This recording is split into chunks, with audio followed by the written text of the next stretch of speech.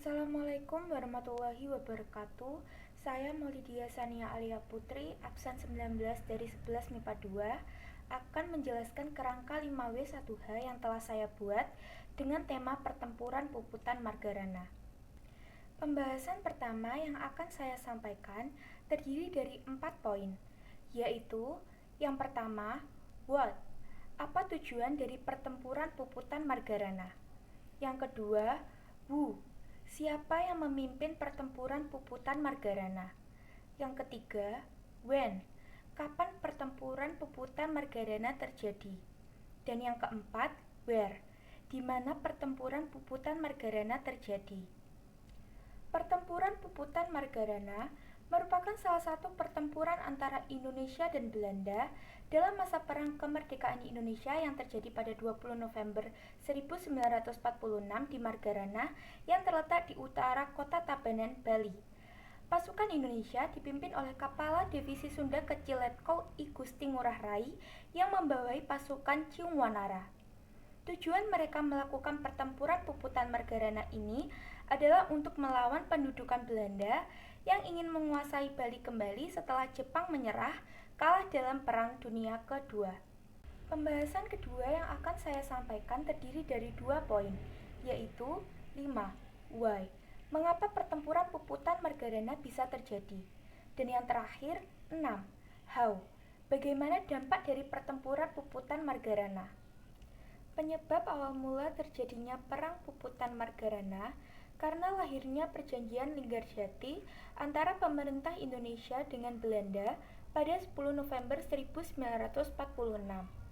Dalam negosiasi tersebut, ternyata dinilai lebih menguntungkan pihak Belanda karena teritorial de facto Indonesia yang diakui Belanda hanya Madura, Jawa, dan Sumatera saja, tidak termasuk Pulau Bali. Belanda diharuskan meninggalkan wilayah de facto pada 1 Januari 1949. Kemudian di tanggal 2-3 Maret 1949, Belanda mendaratkan lebih dari 2.000 tentara di Bali untuk mendukung Belanda. Namun ketika itu, Letnan Kolonel I Gusti Ngurah Rai sebagai Komandan Resimen Nusa Tenggara tidak mengetahui pendaratan Belanda karena sedang melakukan perjalanan dinas ke Yogyakarta. Belanda punya maksud untuk menjadikan Pulau Dewata atau Pulau Bali sebagai negara bagian timur Indonesia, sehingga mereka meningkatkan kekuatan militernya di Bali.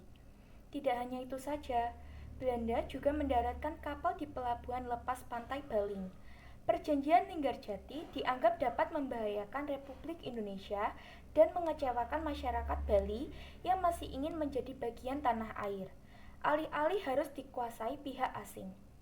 Bahkan, Letnan Kolonel I Gusti Ngurah Rai pada saat itu ditawarkan banyak hal agar berpihak pada Belanda. Tetapi, Letnan Kolonel I Gusti Ngurah Rai secara tegas menolak negosiasi dari Belanda yang menginginkan pendirian negara Indonesia Timur. Bahkan, I Gusti Ngurah Rai melakukan perlawanan bersenjata pada 18 November 1946. Belanda merasa tidak terima dan mengerahkan pasukan tentara militer mereka untuk menghadapi perlawanan orang-orang Bali dan I Gusti Ngurah Rai. Membahas mengenai dampak yang ditimbulkan, salah satu dampak besar terjadinya pertempuran puputan Margarana yaitu banyaknya korban yang meninggal. Sebagian besar korban itu dari masyarakat Bali sendiri. Rakyat bersama I Gusti Ngurah Rai berjuang mati-matian mempertaruhkan nyawa mereka untuk mempertahankan Pulau Dewata Bali. Dalam pertempuran tersebut, bahkan I Gusti Ngurah Rai harus mengorbankan dirinya sendiri. Selain itu, ada beberapa dampak lain yang terjadi karena pertempuran puputan Margarana ini, seperti memudahkan Belanda untuk membuat negara Indonesia Timur. Sekian pembahasan tentang pertempuran puputan Margarana yang dapat saya sampaikan. Kurang lebihnya mohon maaf.